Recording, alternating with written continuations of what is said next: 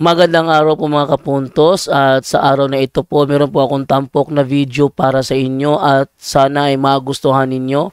Kaya sa mga bago pa po sa aming channel, please po don't forget to hit the subscribe button at ang notification bell para maging notified kayo sa bawat video na ilalabas ko sa channel na ito. At bilang kahilingan po ng punto por punto team at naway maintindihan po ninyo, sana po wag nyo pong i-skip yung mga ads sa aming mga video. Sa maliit na bagay na po na yan, malaking tulong po yan sa ating programa at sa ating ministry. Sana po maunawaan po ninyo. Maraming salamat po, kaya wag na po natin patagalin. Simulan na po natin.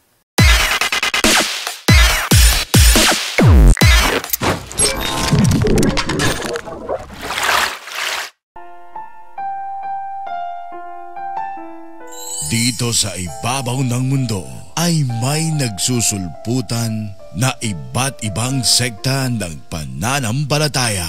Dahil dito ay marami na sa mga Katoliko ang nalilito kung ano ba talaga ang totoo. Straight to the point! Pagkat ang Diyos natin, Diyos ng pag-ibig. Narito na ang ating programa kung saan direktang sasagutin ang bawat katanungan, maging ang pangbabatikos ng ibang sekta ng pananampalataya. Straight to the point! Straight to the point!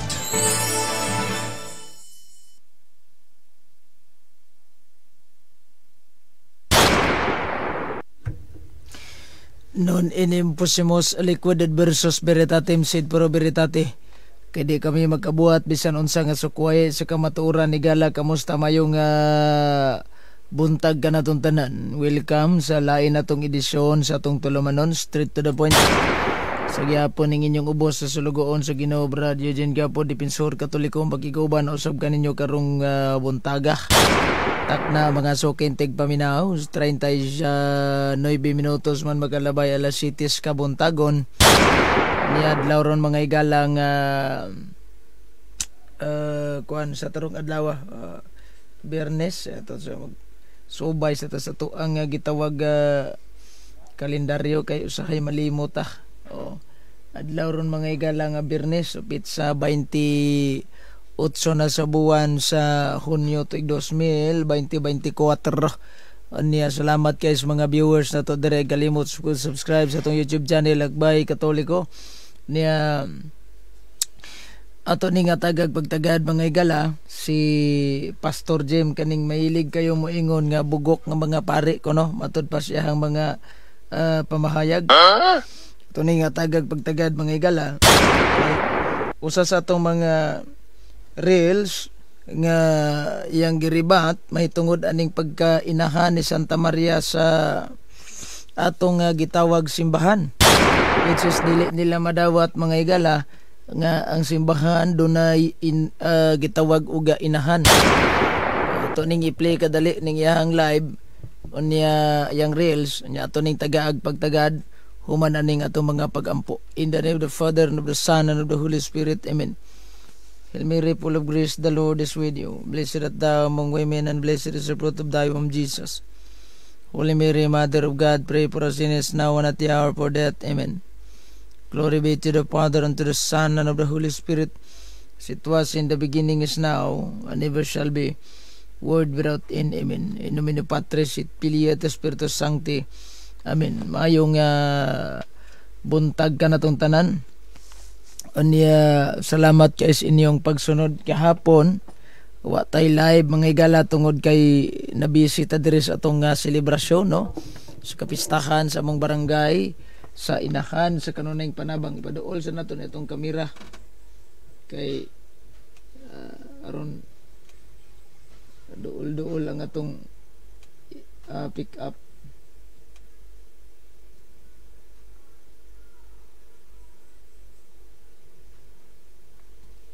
Ana lang. Okay, so salamat kayo sa inyong pagsunod aning atong live edition des atong programa og sa tanan nga mga nagbiyo sa turon mga igala, maayong buntag ninyo. Ato ning i-play din ang gitawag wali ni Pastor tawag ani no, si Pastor James. Ato ning tagaag pagtagad ni mga igala ang iyang nahimo gyud mismo nga pahayag na itungod aning ato ang reels nga iyang giayo og tira kay ngano kaha no, hangtod karon nagpabili ning atong mga pangutana mga igala nga wa gyud nila intawon matubag ngano kaha nga hilabihan man gyud nilang sukua ni Santa Maria.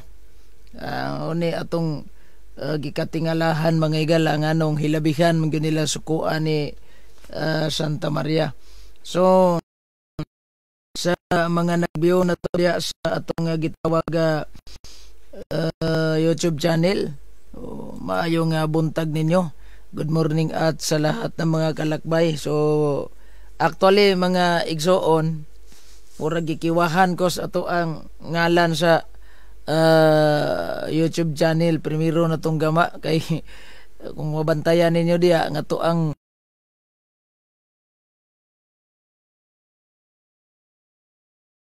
pila kay gayon. Primero ana is Faith and Reason ang atong gingalan. Mura magkuan. Ato na lang gi otro na to sa lakbay Katoliko kay tsada-tsada manggod tanahon o paminahon. Kining Aksyon Katoliko naginani background ba. Straight to the point. Live. Uban sa ning inana ayaw na lang i-follow ng mga pastor maghatak ra na og followers. Napaylain na to nga pagtagad kini si Goodness of God usa ka Seventh Day Adventist nga yaman tang gipasuminglan nga giblock kuno nato siya sa iyahang Facebook. Magalit tay follow anay mong Facebook. So saon natural kami ingon siya nga di naman lagi ka nako matag. Nga nung nagka-message man ka nako giblock pati ka be. Wa man tay si tigka-interes ba rin tao ninyo anang inyong mga Facebook page, oy. Ha? Tigka-interes ba rin tao na tamang block ninyo. Basin siguro kamo ang nang block. No. Aman, maka-message sa gali ko nimo. Totally, mura ni 81 followers ko no siya. Nyahangtod karon wala kahibaw kung sa'y kalagdaan na ning Facebook. Datoy. Gamit-gamit ra kag Facebook aning wa kay kalibutan sa kalagdaan na ni. Way kung moingon gani tag dili matag pasabutan na wa gid ta nagka-follow nimo. Bisan pag i-highlight pa na nimo dag mention imong mga followers tanan di jud ko ma-notify nimo. Pero ma-mention ra nimo kung pangan siguro. Ug dili ka mention di imong Facebook may problema na. Ang Facebook may problema. So ato sa ni i-play si Pastor James matod pa niya o 26. So gihimo si Santa Maria nga inahan ni San Juan. In short, gihimo siyang inahan sa simbahan. Mo ni ang kuan. The church without mother is like an orphan. Tingnan niyo mga kapatid, ito nga isang CFD na naman. Itong si Bernedo Gapo Eugene. Talagang ugok-ugok itong taong ito eh. Itong CFD ito talagang napaka-ugok eh. Ang kanyang binasa kasi sa John chapter 19 verses 25 to 27, ang sabi niya, ginawa raw si Maria na inahan ng simbahan. Tingnan niyo nga, mayroon magsimbahan diyan, ginawa raw. Sinong gumawa? May explanation kasi dito, relational explanation ang tawag kasi dito. Kasi si Jesus ay papunta ng langit. Yung mga tao maiwan na dito. Inahan niyo na ito. Sabi niya, ito, inahan nyo. Sabi pa na si Eugene, ginawa siyang ina ng simbahan. Hindi naman ina ng simbahan yung sinabi ni Jesus. Ito yung ina mo. Di ba? Tingnan nyo yung mga dagdag nila. Pag-aralan nyo mabuti yung mga idinagdag nila kasi sanayan sila sa mga dagdag bawas. Biruin nyo, dinagdagan ng ginawang ina ng church. Biruin nyo, ina ng simbahan. Kaya the church is orphan, is like an orphan without Mama Mary. Ugok-ugok yan eh. Wala yan sa Biblia. Naigingon si Kristos. Okay. Sinabi pa niya, ugok-ugok daw tayo. Wala sa Biblia ang si Santa Maria ina ng simbahan. So, sino kaya ang natamaan sa kaniyang sariling pananalita, ano? Kung babatayan natin mga kapatid itong Biblia, may sinabi sa atin si Propeta Zacarias, galing ng Diyos. Sabi pa niya sa King James Version na Bibliang Tagalog, paulit-ulit na natin itong binasa, na oo, magdala ka pa uli ng mga kasangkapan, ha? At sinabi sa akin ng Panginoong Diyos, magdala ka pa uli ng mga kasangkapan sa isang mangmang na pastor. Hindi po tayong may sabi dyan. Ang may sabi na mangmang ang pastor ay si Propeta Zacarias at sa Diyos mismo, ha? So ito ang tawag nito mga kapatid, ang dahilan kung bakit ang mga pastor, siguro, di ko alam, nagmana siguro itong mga ito sa sinasabi ni Propeta Zacarias. Minsan na rin tayong pinabulaan sa sa ating sige lang, no, i-minimize na lang natin tong pagsabi ng mga pastor na sila'y sulpot, na sila'y bubo, na sila'y kulang ang kaalaman, dahil parang hindi na po pwede. Meron na tayong feedback na naririnig, no, na dapat sana alisin natin yung mga trash talk. So dito banat lang tayo na banat sa kanila, no. Now, ang sinabi sa Reels ni Pastor James mga kapatid, no, ay sinabi pa niya na itong mga Katoliko, mga Catholic faith defender ay talagang napakabubo at talagang napakabubo, jabols pa daw to mga pari natin, ano, o tinitira pa ito si Father Darwin Gitgano. Bakit kaya hindi kumasa ng debate itong si Pastor James? Ano ba ang dahilan? Na hinamon ko siya ng debate, ayaw niya, gusto talaga niya ng personalan. Wala naman sigurong problema pag personalan, kung yan nga, malapit ka lang, no? So, ito, mayroon tayong tinatawag na dalawang uri ng pagbasa o pag-unawa sa Biblia. Dalawang uri sa pagbabasa at pag-unawa sa Biblia. Dahil sinabi ni Jesucristo sa Lucas 10:26, ano ba ang sinabi sa kasulatan? Paano ninyo ito inintindi? So kailangan nating intindihin yung nagkasulat sa naturang nagkasulat sa Biblia. Ang naturang nagkasulat sa Biblia, mga kapatid, ay may dalawa tayong paraan sa pagbasa at pag-intindi. Una, itong tinatawag natin na explicit. Pag sinabi nating explicit, mga kapatid, ito po'y fully revealed. So, ibig sabihin, pag fully revealed yung pinag-uusapan, ito po ay tawag nito, pag fully revealed po yung pinag-uusapan, mga kapatid, ayan po ay tawag nito, mababasa talaga sa Biblia, letra por letra. Alam ninyo, mayroon akong mga kopya na sita sa Biblia kung saan mababasa, ano ang sinasabi ng simbahan. Mayroon akong mga nakopya sa mismong record book na ito. At alam nyo ba kung gaano katagal na itong record book ko na to? Almost how many years na, since 2008 pa ito. Dahil mayroon akong isang boardmate dati, si Sir Anisito Amamangpang. I don't know kung sana siya ngayon. Hindi siya tumuloy sa kanyang pagka-college. Napilitan niyang ibigay sa akin itong record book niyang 50 lives. So ngayon, ginagawa ko, nag-research ako ng mga artikulo sa Catholic faith doon sa internetan dati. At ni-record ko lahat dito, sinulat ko para mayroon akong mabasa. At yun nga, ginagamit ko rin ito pag mag-lecture ako. O mayroon akong mga follow-up na mga book dito na kay Brad Sok Fernandez at kay Brad Chris Husol, sa lahat ng mga Catholic faith defender dyan. Shout out sa inyo.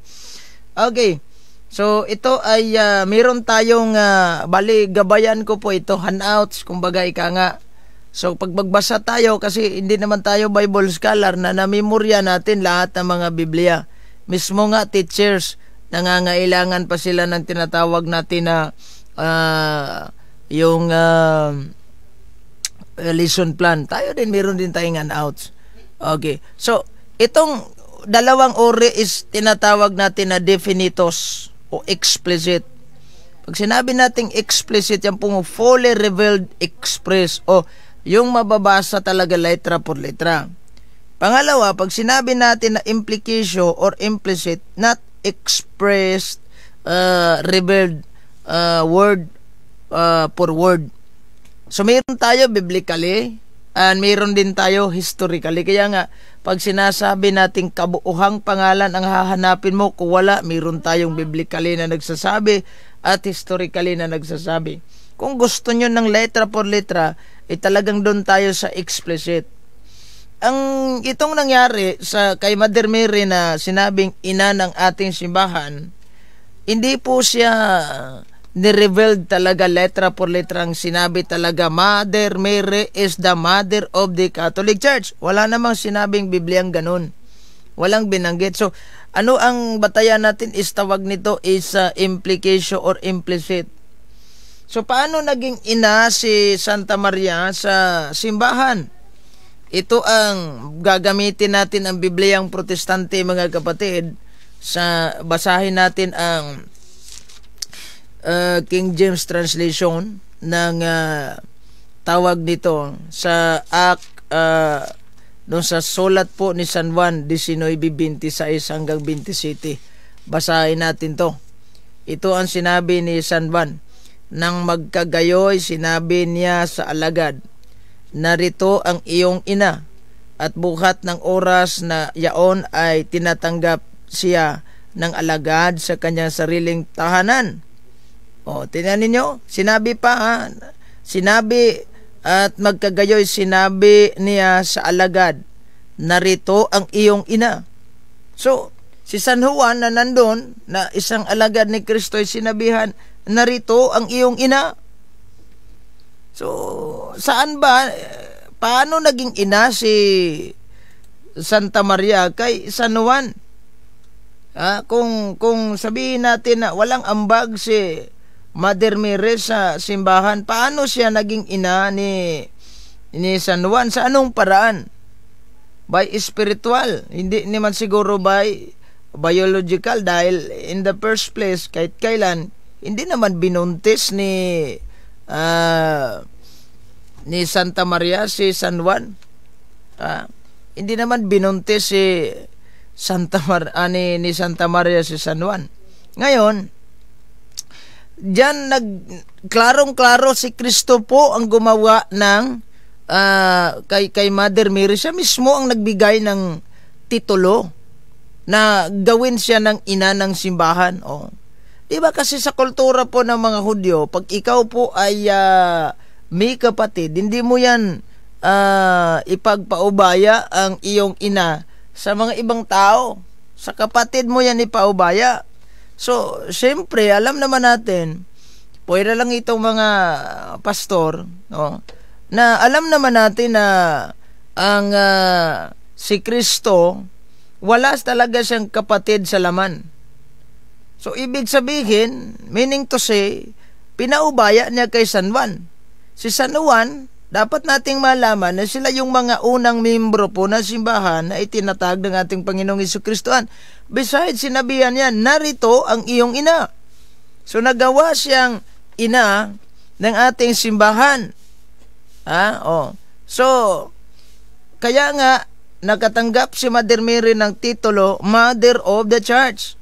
Tama ang sinabi ko sa Reels na without Mother Mary, without the Mother, the Church is like an orphan. Tignan mo nga naman, itong mga pamilya na walang ina. Diba, ano bang itsura? Kumbaga, parang broken family ito. Walang ina eh. Diba, minsan nga, yung mga bata, parang orphan na rin. Pag-alagala na rin sa kalsada, wala nang nag-aalagang ina. Diba? So, dyan natin makikita, mga kapatid, na siguro hindi natin ito masasabi na ano ba, kulang ba ito sa kaalaman itong mga pastor o nagbubulag-bulagan lamang dahil sa 10%. So, may mga ibang pastor, alam na nila ang katotohanan. Pero hindi pa rin nila makuhang umalis dyan kasi mayroong 10% eh. Kaya kahit na sinungaling, kahit mali, kahit kasinungalingan, sige pa rin nila itong ituturo. Dahil alam nila na tawag nito, diyan sila kumita. Ngayon, ang tanong, itong mga sinasabi ni pastor na wala sa Biblia binanggit, wala naman, talagang wala in terms of explicit, wala yun. So, paano? Kaya nga yung tanong, lahat ng mga babae na nilikha ng Diyos, mula kay Adan, mula kay Eva, hanggang napunta sa lahat, ng nilikha ng Diyos, bakit kaya si Mother Mary lang ang pinag-iinitan itong si pastor? Minsan na nilait pa nga itong si Mother Mary kay Pastor James. Bakit kaya? Mayroon naman maraming Maria, bakit si Santa Maria lang? Alam niyo, pag in terms of exorcism, yung mga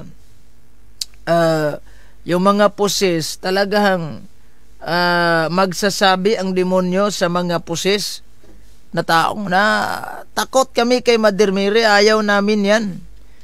Parang itong mga pastor na ito, takot din, parang nagmatch sila ng tinatawag nito ng demonyo. Di ko alam parang nagmatch long time low see. So mamaya na yung mga pa-shoutout So mayong buntag bro, shoutout ko sa PS16 Davao City, naminaw kanimo si Orlan Sirdan at saka kay Unti Yangol, si Brother Gabriel Siniesa. Okay, pag umabot na rin yung in-order natin by the way na PC, baka magamit na natin tong Zoom natin at pwede na tayong makapagpasok ng mga bisita. Mayong buntag, God bless kay Jags Move. Okay, so dito tignan natin ang nangyari kay Pastor James, mga kapatid, na talagang kahit siya hindi niya alam ang tawag nito, hindi niya alam ang yung kaniyang pinagsasabi. So kung ano-ano na lang ang tinitira niya kay Mother Mary. Kaya tignan natin ang pagtawag ni tumawag pala siya, nakontak ba nila yan kasi nag-live siya, si James, si Mr. James. Hindi ko na tatawagin pastor ito siguro dahil bakit ka ako minsan hindi ako tumatawag ng pastor sa mga ibang sikta. Dahil tama nga naman yung sinabi ng kasama kong Bible apostolate na sa matanda. Paano ka tumatawag na pastor sa kanya? Hindi mo naman siya pastor at hindi ka naman niya tupa. Tama nga naman, hindi natin siya pastor at hindi rin nila tayo tupa. So, itong kay Pastor James, Pastor James ng ibang sikta. Ayan. Sinabi niya na bulok itong mga pari natin at loko-loko ang mga Catholic Fitipinder, bubo. Kung ano na lang yung mga trash talk niya, di ba? Kasi sa trash talk, diyan po sila lamang Pag sa doktrina, diyan sila lamang. Pag sa trash talkan, lamang po yan. Yung mga pastor lamang yan. Maniwala kayo, lamang yan ng mga pastor pag trash talkan.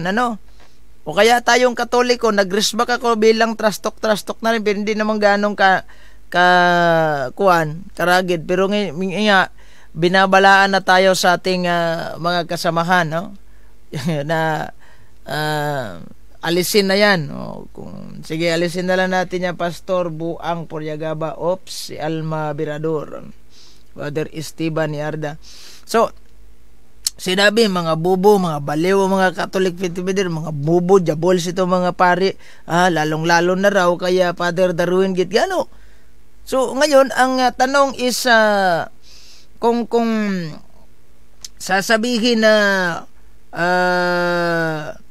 bubo ang ating mga kaparian, bakit sila naging pari kung sila'y bubo? Hindi nyo ba alam na sa entrance test pa lang ng seminaryo, pag hindi ka na nakapasa nun, O patay, wala ka talaga.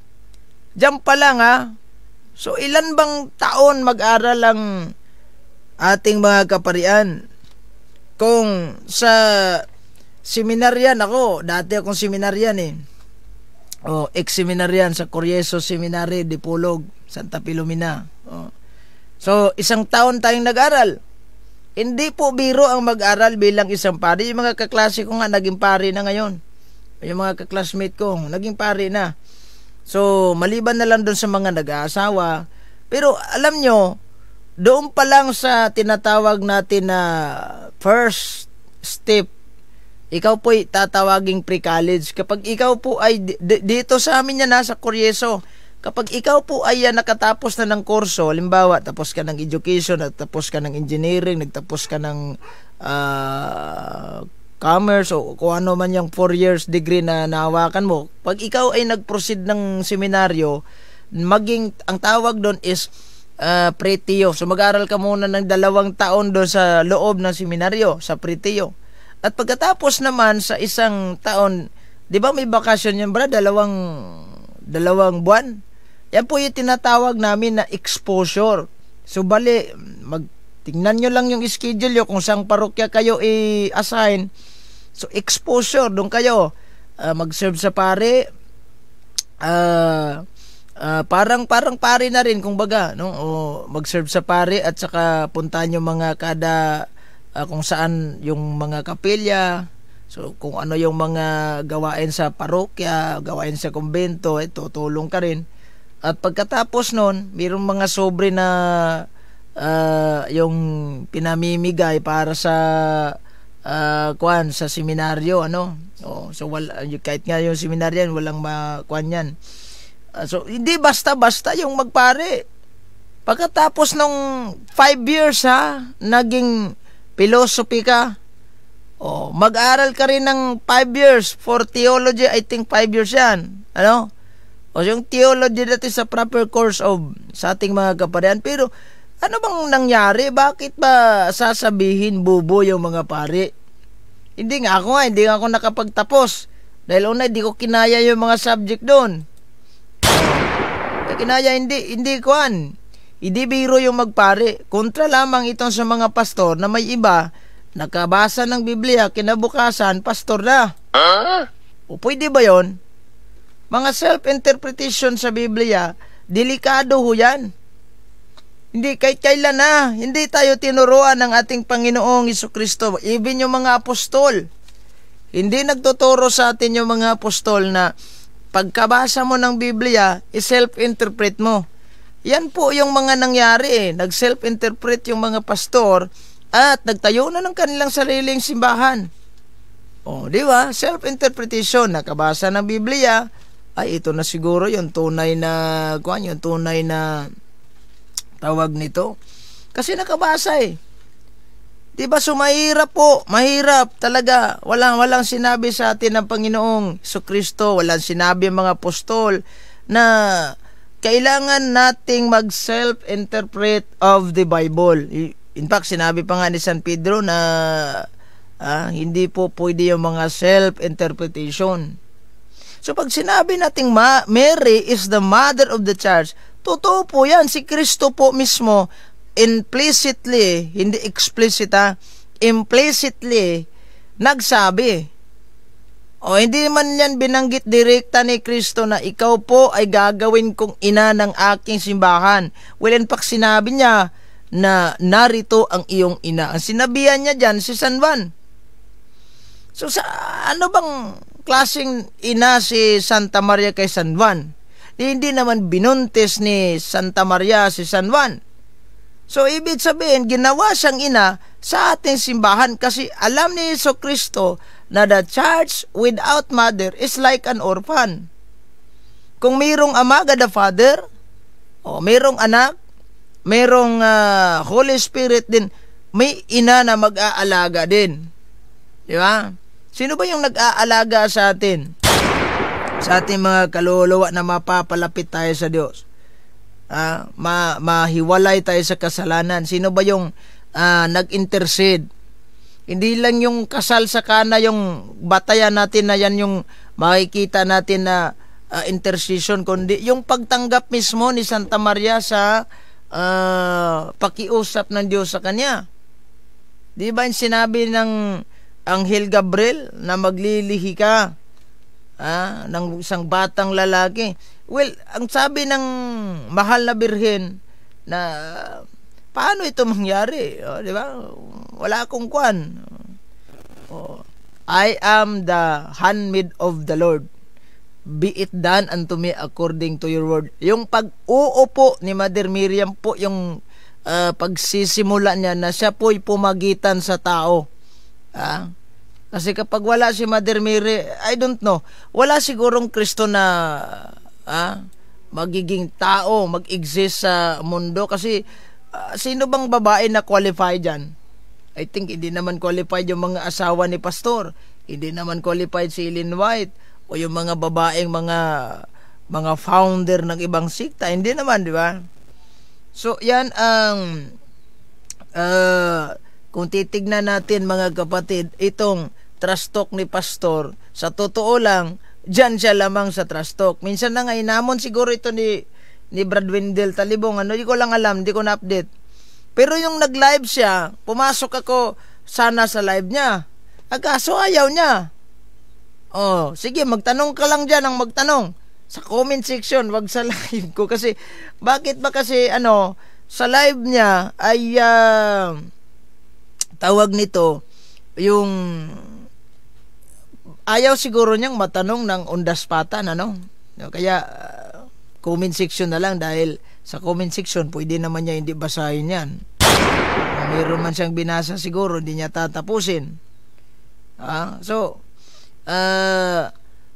tignan ninyo ang nangyari. Nagtanong ako, kayong bang King James? Kasi pilit niya gusto niya debate, King James lang yung gagamitin. Wala nang ibang translation. I don't know bakit mahal nila yung King James Version na hindi naman sila kasali sa mga Anglican Church siyang may pasimuno sa King James na yan. So, sige, King James lang gamiton. Tanong ko, kailan ba nagsimula itong King James Version? Sinong may pakakanan nito? Kapakanan nito? Di ba? Sinong gumawa sa King James Version? Bakit may King James Version? Alam nyo ba kung ano yung sinagot niya sa kanyang live? Mga ugo kayo, mga Katoliko kayo. Hindi kayo ang gumawa sa King James Version. Walang ambag ang Katoliko sa Biblia. Mga bobo ka, lalong-lalo ka na. So ngayon, ano to? Yan ba yung tamang pagsagot sa tanong? Sino ang gumawa sa King James Version? Bakit may King James Version? Tingnan ninyo itong si Martin Luther, isang protestante. Father of Protestant yan. Nag-iisip siya na tanggalin niya yung Book of James, letters, sulat ni Santiago sa New Testament. Nagbabalak yan. Hindi pumayag ang simbahang Katolika. Kasi nakatala na yan sa New Testament. At hindi na yan mabubura. Kasi alam nyo ba kung bakit niya tatanggalin? Hindi niya matanggap yung sinabi ni San Santiago. Faith without work is dead. Patay yung pananampalataya. Patay yung paniniwala mo kung walang gawa. Si Martin Luther believe Jesus Christ as a personal Savior. No good works. Yan yung trabaho ni Luther. So, hindi siya nag-repent, hindi siya nag-surrender sa kanyang anti-Catholic belief. O yan, in-excommunicate siya. At bunga sa kanyang sariling interpretasyon sa Biblia, yun nga, kumopya naman yung iba. Kaya nga, si Felix Manalo, itong si Ellen White, lahat ng mga founder, nagtayo sila ng sarili nilang sikta. Kasi self-interpretation. So mahirap talaga mahirap talaga yung tinatawag natin na self-interpretation. Straight to the point. Live on the spot. So ito, inamon ko si Pastor James ng debate. Kasi panay tira siya sa reels ko. Yan, wala naman siya sagot. Sabi niya, kung gusto mo ng debate, gusto ko personalan. Kung malapit ka lang sana, di kita aatrasan. At pangalawa, yung gagamitin natin Biblia, King James lang. Uy, bakit ba ayaw mo sa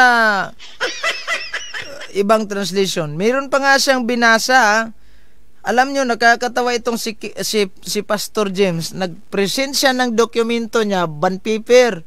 Pwede ba yun? Bond paper. Piniprint niya yung mukha ko at saka mukha ni Father Darwin. Sikat na kaming dalawa. Di ba yung pinakita niya sa kanyang video? Sana yun? Yung mga episode pa niya na video. Anong meron sa amin ni Father Darwin na lagi niyang ininitan? Yung mga Catholic faith defender, itong si Gapo, Bobo ito, si Father Darwin, Jabuls, di ba? Yung mga buwelta niya eh. Kung titignan natin, wala sa katinuan yung mga isip nila. So pasensya na, medyo mayroon tayong mga salitang binitawan, ngilan tayo ng mga pasensya. Kasi kung titignan natin mga kapatid, itong tinatawag natin na mga strategy ni Pastor, daming Katoliko na talagang maluloko po nito kapag tayo po ay sumusunod. Tingnan ninyo, halimbawa, itong si Goodness of God. Itong si Goodness of God, sabi niya, binablock ko daw siya. Actually, hindi po ako nakapalo sa inyo. Alam nyo ba, kahit ilang thousands pa yung followers, kahit ilang million pa yung followers mo, I don't follow you. Because unang-una, hindi ka Katoliko. Maraming mga Katoliko na maliit na channel. Maraming mga Katoliko na walang followers halos. Walang mag-view sa kanilang live. Doon ako mag-follow. Ayaw kong mag-follow sa mga anti-Catholic talaga, no. Nung nalaman ko mayroon pala akong mga na-follow na mga anti-Catholic, inan-subscribe ko 'yon. Inan-follow ko. Bakit? Yung baka naman kasi mamamatay tayo ngayon. Halimbawa lang, at ito yung tatanong sa iyo ng Panginoon. Are you ready to go to in heaven? Gusto mo bang pumasok doon? Sabi mo, Lord, ayaw kong papapasokin kita doon kasi followers ka ni Bacalaris. Followers ka ni Goodness of God. Patay tayo nun. Ano sasabihin ko ng Panginoon? Sasabihin ko doon, Lord, bigyan mo ko ng pagkakataong mabuhay ulit kasi unsubscribe ko muna yung dalawang yun. Ganon. Wala na. Huli na lahat. Maraming mga Katoliko na nagbablog, na konti yung followers, wala pang subscriber minsan, walang viewers. Doon tayo, magsuporta tayo doon. Itong mga Jabuls, sabi ni Pastor, Jabuls, mga Catholic, mga trash talk dyan sila lamang. Sa totoo lang, kapag debate, wala po itong lamang itong mga pastor na ito. Kapag sa debate, walang panalo. Kapag sa argumento, wala ring panalo. So, saan sila lamang? Sa mga trash talk lamang. Gamay raim mo kay balo mao nga dili ka kasabot. Sino po yung sinabihan mo ganon? Kawawa naman ang mga membro ng pastor yan sa pinakita niyang ugali. Mariusip, ba't naman maniniwala pa sa kanya? Alam nyo, nandidiriho ako sa kanyang mga reels eh. Okay, mag-reels ka, walang problema, reels mo yan eh. Pero sana naman, wag mong haluan ng trash talk. Ako konting sabing sulpot kayo, konting sabing wala kayong alam. Ito, binulaan na binabalaan na nga tayo na bawal na yan, ha? Kung tawagin sulpot yung mga yon, yung mga foul words. Na-record ko nga dito yung mga foul words. So, pwede natin yung iwasan. Pero pagka ito si pastor sinalian niya, alam nyo, mag-reels kayo, mga ibang sikta, walang problema sa Katoliko, reels inyo yan eh. Karapatan nyo yan, mag-reels eh. Pero sana naman, wag nyo ipakita yung ugali nyo. Kung kabastusan lang naman ang hanap nyo, marami namang mga Katoliko na gustong bumastos sa'yo, pero kaso lang, hindi namin ginagawa yan dahil hindi ugaling Katoliko na bastusin kayo. O kayo yung mahilig magbastos eh, di ba? Si Father Darwin, tinira niya. Ito si Darwin Gitgano, baklang pari ito. Di ba yung sinabi niya yon? Baklang pari yan, bubu, baklang pari, Jabuls. Ito yung mga bakla. Pero yung tunada niya, para din siya bakla. Di ba din nyo ba nakakuha niyan? Di ba napansin? Katong pastor nga namugos og atag og alad katong upaw, sagit-sagit og wali ambot na lang. Si Kwan. Sino may pangalan na pastor na yon? Yung mahilig magkwan, Yung kumbaga sa Bisaya magpabikil ba ilig kay pabikil. So yan yung style niya yun eh. Para makalikom ng pera. Halimbawa, sinabi niya na useless lang kapag kayo po ay nagbigay ng 5 million.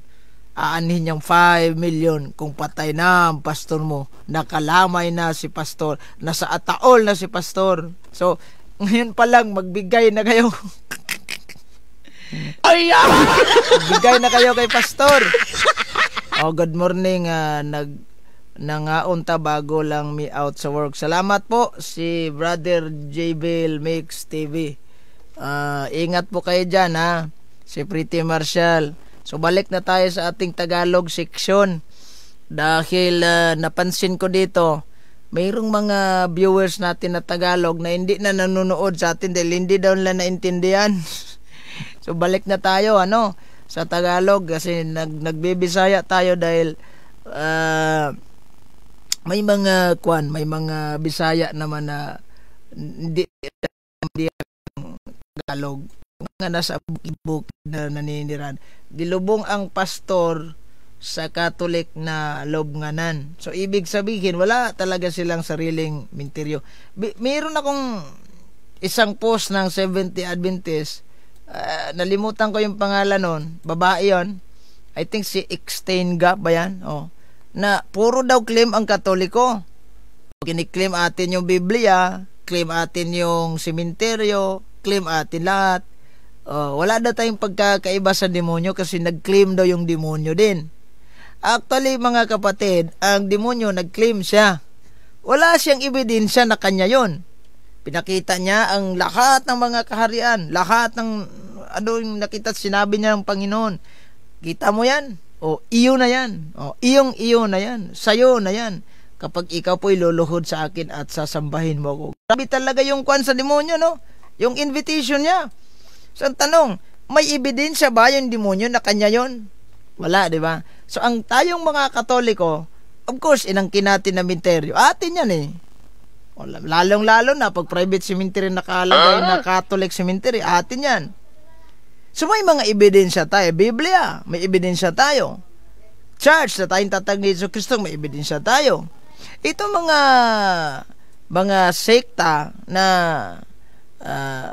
tatag lang ng mga tao, sila ay nag-claim, wala namang ebidensya. So, wala silang pagkakaiba sa demonyo. Dol, perting lagota tong pasto, si Ugok-Ugok. Kasi inamon na yan ang debate. Bakit ayaw niyang makikipagdebate nung meron? At sabi pa ni tawag nito, meron si Cesar Miano din. Yung bulag, literal na bulag. Sabi niya, bakit daw kapag pupuntahan ako ni Cesar Miano, ayaw kong pumayag? Bakit hinamon na ako ni Cesar Miano ng debate, ilang beses na daw, bakit daw hindi ako lumalaban sa debate? Ganito kasi yan, Cesar Miano. Yung isang Seventh Adventist, ganito kasi yan. Hunong na sa imong programa, bakit ikaw ba nagbabayad? Ikaw ba nag-finance ng load ko? Ikaw ba nagbabayad sa device na itong lahat? Ikaw ba bumili kasi pahintuin mo ko? Ano bang ambag mo sa kwan? Ano bang naiambag mo sa programa ko? Pang trust talk lang. Anong naiambag mo? Para pahintuin mo ko. Ni mismo piso, di nga nagbigay sa akin pang load. Pahintuin mo ko. At sino ka ba para pahintuin mo ko? Santo Papa, Obispo ka ba? Ha? Makikinig lamang ako sa simbahan at hindi sa'yo. Yan yung prangkang istorya po. Straight to the point. Live on the spot. Bawal gyapon isulti. Pag hindi naman siguro yan. Yun lang mga solpot, yung parang foul words, yung mga foul words, no? Yung mga nakakasakit damdamin po sa kanila siguro, yung mga pero yung pag sinasabing piki, totoo naman yun, piki naman talaga sila, wala naman. Diba? So ngayon balik tayo, si Cesar Miano po, ilang beses na yung nagamon sa akin ng debate, ako lang ayaw. Alam nyo ba kung bakit? Brother Gabriel Sinyesa, maayong buntag sa taga Sibuda, inaot natas mayong panglawas bisag dagan tag problema nga gisagubang sa kinabuhi, kay kining problema parte na ginis ato ang kinabuhi, o parte na ni sa atong kinabuhi ang problema, gikaluhaan na pandaan sa atong suliran. Apan kung kamo adunay suliran nga nagkumon karon sa inyong galaman, sulatan ka na og ipadaning atong tulumanon, kini ang akong suliran. Ayamat. Kasi alam nyo, si Cesar Miano literal po na buta. Kung suklan ko na ko na siya debate, di man kabasag Biblia, kan sa mayang pabasahon. Di mura, kung sa may atong dungog ana nakigdebate tag buta literal. Lain no, murag sana kana bang bali po gagap nga gidaginot pa man gini mo ng PWD. Di man kabasag Biblia pag mayin ko. Asa mabasa sa Biblia? Jadi man sa kabasa kay buta man. Sige sa pangamay ito. Ay dong, basa rin dong. Ay Kanawar ako na yang kalaki ko dong. Nagbuot-buot sa basa tong San Mateo 16-18. Kita nyo mga ka-viewers, mga kasalamin. Jadi man mo. Gibasa niya di ba ang sulod? Resulta ba? So, iwasan po natin makipag-engage ng debate sa may mga kapansanan. Okay lang di ka buta diya nga literal kay maka makakita jud ka kay mo gyud masubay. Dapat nga salig ka sa imong asesor. Ala na, mapay kato na lang imong asesor mo imong pabasa atong debatihon. Cesar Miano bro, ipasang link kay manood ako nun. Pasa mo yung link, manood ako. Di ba? So, saan si Ihugad Gwenzon Junior Official. Shout out bro, from Labangon, Cebu City. Taga Cebu City, Labangon. Jingjing Bahaw. Nako po, pahintuin si Gapo. Bro Gapo, ganyan ang demonyo, ayaw makinig sa katotohanan. Gugo. Hindi tayo pwedeng maginto. Maliban na lang kapag sasabihan tayo ng mga obispo natin, ikaw maginto ka na ha. Wala namang kwentang programa mo. Kaya yan siguro. Makinig tayo sa simbahan lang. Pag sinabi na Santo Papa na ikaw ay hintuin mo yung live mo dahil walang kwenta yan, siguro maginto tayo. Pero kapag pastoy lang wala, hindi ako manguhan sa'yo, hindi ako magikinig sa'yo.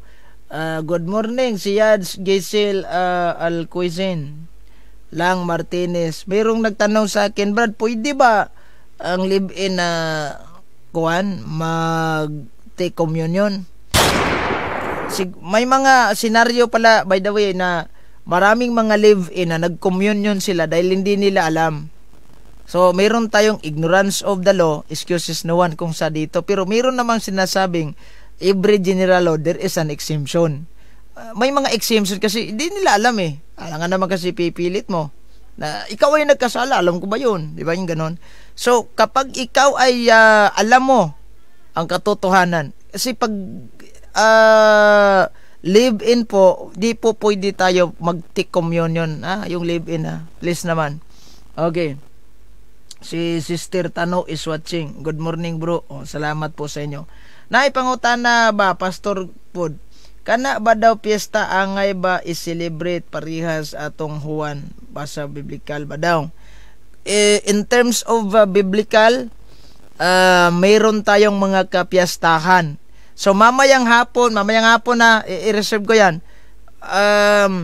We have to talk kasi kapistahan ni San Juan. We have to talk bakit ang Simbahang Katolika may mga piyesta po tayo. Mamayang hapon. Pero anyway, sa ngayon, bibigyan muna natin to linaw itong kay Pastor James. Mamayang hapon focus tayo dyan sa isyo. Bakit ang Simbahang Katolika may mga piyesta? Ano po koneksyon ng piyesta sa Biblia? Mayroon ba yan sa Biblia? Magpipiesta kayo ng mga santo? Diba may ganon? Wala sa Biblia piyesta santo. Pero nakapagtataka walang piyesta ang ibang sekta. Bakit ba kasi namimiesta ito? Anong dahilan? Bakit kayo namimiesta? Why pista pero mamista lang? Sumni. Si Mita gasweldo nila. Puro ka opinion, no evidence. Alam nyo, mamamirin nyo, mate. Mugna lang nas mga pagano. Sino nagsabi? Nangay na pod nagsuporta sa mga subscriber aron pangwarta. So ibig sabihin, yung mga kasama mong 70 Adventist na may mga subscriber na nanghingi ng please like and subscribe, anong tawag mo doon? Sige, explain. Pag tayong Katoliko magsabi, subscribe kayo sa ating YouTube channel. Lakbay Katoliko, ay, sabi mo, nanghingi na yan ng subscriber. Suporta din para makasapi, para makapera. Sige, ang tanong ko, sagutin mo. Paano mo masasabi, paano mo ma-explain ito? Yung mga kasamahan mong nagsasabi, subscribe to our YouTube channel. Paki-like, paki-share, paki-follow na rin ang ating Facebook page. Para saan yan? Kung hindi pirang habol nyo, bakit kayo naghahanap ng mga followers? Bakit kayo naghahanap ng mga subscriber? Sige, pakilinaw. Paano mo i-reconcile yan? Sabi mo di ba? Naghahanap tayo ng subscriber. Wala akong pakialam. Kung may mag-subscribe, okay. Kung wala, ayos lang. Wala akong pakialam. Importante, maka-live tayo. Dati hindi ako nagla-live sa YouTube ko for 3 years and a half. More than 4 years. Kasi ang subscriber ko dati, mayroon akong 50, 40. Bakit hindi ako nagla-live? Una, wala tayong kagamitan. Paano tayo mag-live? Wala tayong OBS studio. Hindi pwede, cellphone lang. Sabay natin sa Facebook. So, dito, wala rin akong upload na video sa YouTube channel ko for how many years. Dahil una, walang sapat na MB ang cellphone natin dati. So, hindi tayo makapag-upload ng 2 gig, 3 gig na video. MB lang yung size. So, unlike ngayon, malaki na yung size, pwede na tayo mag-upload. At mayroon na tayong OBS Studio, pwede na tayong mag-live sabay both YouTube and Facebook. So, dati, pwede pa tayo nagla-live. So, ngayon, mayroon na tayong sapat na kagamitan. So, nag-live tayo. Wala akong pakialam kung ilan yung viewers dito. Hindi naman tayo nag-aakot ng mga viewers, hindi rin tayo nag-aakot ng mga followers. Basta lang ang importante, naka-live tayo at mayroong nanonood isa, okay na yan. Gaps, unsa naman nanay tagilo, hindi may debate ka, di ba? May debate tayo. Plansado na yung tema. Ako yung afirmatibo. Kasi ako naman talaga yung nag-aamon sa'yo Patutunayan ko, simbahang Katolika, tatag ng ating Panginoong Jesucristo, gamit lamang ang Biblia, di ba? Sabi mo, walang referensya. Sige. Plansado na yan, Huwag kang atras, Mayroon na tayong usapan nun. Cool ka na. Okay ka na. Ang usapan natin. Ngayon, i-ask ko yan kay Russia TV. Doon tayo. Wag naman sa sigaw ng katotohanan Facebook page mo. Kasi bias yan kung gusto mo, doon tayo sa page kung saan mo gusto. Iintayin na lang natin kung saan page mo gusto. Para tuloy yung debate natin. Kasi kapag ayaw mo, dami kang dahilan, ikaw mismo naghanap ka ng para atras. Magandang umaga, Bro Eugene. Wala nang pag-asa yan. Baka wala nang maniniwala sa kanya. Kawawa naman. Walang 10% pala si Felipe Diola Jr. watching from Puerto Princesa, Palawan. Oy, taga Palawan dyan.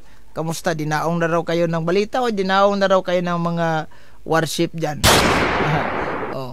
Sige, imnanay ta. Hinanggaw man ng imo. Alam nyo, kahit pa bibigyan natin to ng panlason, hindi ito iinom. Promise, hindi ito iinom. Pag bibigyan mo yan ng lason, di yan iinom. So, ito, plansado na yun di ba? Sinabi mo yan. Ang iniintay ko lang sa'yo, kung saan gustong page mo ang itutuloy natin yan. Wag mong idaan sa limot yan. Kasi hindi ako nakakalimot, hindi pa tayo ulyanin. Sige, sigaw ng katotohanan mo basag Bible, putol-putol. Sinusundan na lang, binigyan ko na nga yung kailingan mo na walang gamit referensya, Biblia lang. O sige. O, pwede yan. O, sige, ngayon. Elpidio Artigas, good morning, watching from Dawes, Bohol. Ito, taga Bohol dyan, ha. Magandang umaga po sa inyo. So, basta, bro, kaliwat ni Satanas, maunang dili sila makasabot nga mangmang na sila, bro. Gikan ni Joel Tagbar. Pa-shout out, igsoon. Gikan din ni sa Plaridel, Misamis Oriental, Fiesta, Sab de San Pedro, Ugma. Ligo na sabtas dagat, mga igsoon. So, mamayang gabi, pag-uusapan natin, may mga kapistahan po ng mga santo natin. Ano bang meron? Bakit pagkapistahan ng mga santo, bakit pa mayroong mga inuman, may mga siyahan? So, mamaya tatalakay natin yan. Tinalakay na natin yan dati, pero ulitin natin yan dito kasi marami pong mga hindi nakapag nanonood. Good morning, bye, Gaps! Gahapon sa channel sa Crusades debate nilang Bro Sok an SDA kilong-kilong abahin sa Yahweh nga gihatag ni Jesus ngadto kang San Pedro, ingon si kilong-kilong wala daw kay Pedro pero naa kay Santiago na. Asa man ako yung affirmative, ikaw negatibo, Brad. Kay aw na to. Hindi wag mo ibahin yung usapan, ha. Attorney Prince Jel Delioso, gandang umaga po sa inyo. Wag mong ibahin yung usapan. 'Di ba? Okay ka na, sige, debate tayo. Walang referensya, Biblia lang. Patutunayan ko Roman Catholic Church tatag ng ating Panginoong Jesucristo. Sige. Hinihintay ko lang sa iyo. 'Di ba 'yon yung amon mo na yung papainumin ng lason kung sino yung malason. Ganon. Lumang tugtugin na yan. Diba, naikwento ko na sa iyo yan. Lumang tugtugin na yan. So, hindi po formal ang debate pag ganon. Diba, nagkasa ka na. Sige, pinagbigyan na nga kita Ang iintayin ko lang sa iyo ngayon, kung saang Facebook page ang gusto mo. Gusto mo sa punto por punto? Gusto mo sa sariling page mo lang? Sige, magguan ka, magsabi ka lang. Sa kay San Santiago daw binigay. Nako, saan kaya ang ebidensya na kay San Santiago? Saan kaya ang ebidensya niya? Mayong buntag, kanang burit kaayo, bro, maunay pildi tanawa god si haton, burit kayo na knockout na Hinoong Pacquiao. Bisayang Kokirist. Saan kaya niya nabasa na si San Santiago yung binigyan? Yes, bro, mauna siya Pastor James. Si Pastor James, balik muna tayo kay Pastor James. Si Pastor James po, ang kanyang birit sa reels ko, hindi talaga niya matanggap na si Santa Maria, the mother of the church. Hindi niya matanggap yan. Para sa akin lang, wala namang problema kung mag-reels ka. Iyo yan reels mo yan iriribat mo yung reels ko, balag na. Para mas okay yan, para mas mayroon tayong matapik dito, para wala naman kung sa movie ito, importante talaga may kontrabida din. Di ba? May kontrabida. Pero bakit ka nagbibitaw ng mga jabols, bulok, bastos, bakla, yung mga pari? Di ba trash talk yan? Yan ba yung natutunan mo bilang pagpapastor mo? Good morning, watching from Santo Tomas, Davao del Norte. Yan ba ang natutunan nila bilang pagpapastor? So, kung hindi si Santa Maria the mother of the church, kung ayaw mo talagang tanggapin yan, walang problema. Hindi naman namimili ng simbahang Katolika na tanggapin mo yan. Kapag ayaw mo, sasampalin ka ng Biblia. Kapag ayaw mo, sasampalin kita na ribulto ni Mother Mary. Di naman ganon ng simbahang Katolika. Pero, ito lang ang tanong ko. Kung hindi si Santa Maria ang mother of the church, sino? Sino ang mother of the church kung hindi si Santa Maria? Sawa ni Pastoy? Hindi yan. Wala. Hindi pasado yan. Sige. Kapag wala siyang nailatag do sa kanyang mga sinasabi, ibig sabihin, nananatili ang simbahang Katolika na si Santa Maria is a mother of the church. Ina ng ating simbahan. Mayroon akong Biblia sa gilid, di ko lang ipapakita sa screen kasi kinakrap ko na yung screen natin kasi kapag buo yung makita natin dito, gaya dati, Masyado na tayong maliit sa screen. At mas mabuti na yung whole kuan natin makikita kasi kapag ilayo ko yung camera at ibuo ko yung capture sa camera, pwede man pero masyado na tayong maliit dito sa screen. Yung dati nakikita pa natin lahat ng kabuuan ng mixer natin, pati yung microphone, pati yung dito may libro pa sa gilid nakita. Ngayon lana dahil kuan kamong mga sipdog gyoy ayo. Bakit po nasabi na walang kwenta? Doon asa dapit ang SPX sa labason. Sa kuan sa ilang compoy shop doon.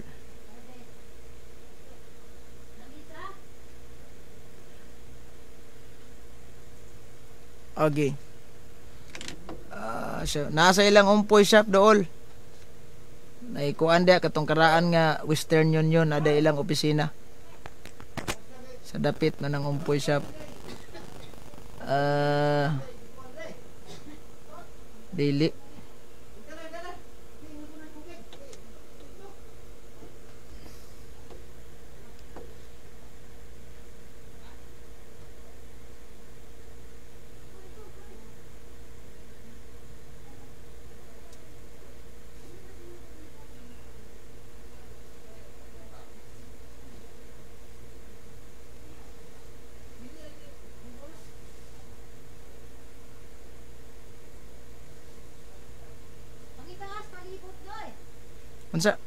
Sa unya na gagalive pa ko. Okay. So shout out by Gaps from La Libertad, Butuan City. Okay, good morning kay Maxine Gutierrez. Franklin Villaflor Cacho. Ayaw og tan-aw dire wa man kay lagi kana na siya no trastok. Labaw ng gaingon pinakawalay klaro. Kung wala tayong kwenta dito, then simple lang. Kung wala tayong kwenta dito, simple lang. Mag-out ka. Ano lang ka simple. Huwag kang manood. Hindi naman ako umasa sa yung simpatya. Huwag kang manood. Sa bagay, hindi naman ako interesado sa Dol. Nakaanha naka sa Santo Tomas Dol. Wala pa Dol. Unsay na ada Dol. Okay, sige. So, bukas mag-live tayo. Mamayang gabi, live din tayo. Pag-uusapan natin yung bakit may mga piyesta sa Santo. May mga piyestang Santo. So, ito yung pag-uusapan natin mga kapatid mamaya. Okay, so hanggang dito na lamang po tayo. Hanggang sa susunod muli. Ito yung lingkod. Jin Gapo, good morning watching from Tubay, Agusan del Norte. Si Glenn Garcia. God bless, mag-ingat po kayo lagi. In nomine Patris et Filii et Spiritus Sancti. Amen. At yan po ang ating tampok ngayon sa Straight to the Point, kung saan sa loob lang ng ilang minuto naging matibay ang pananampalataya ninyo. Maraming salamat po. Straight to the Point! Straight to the Point!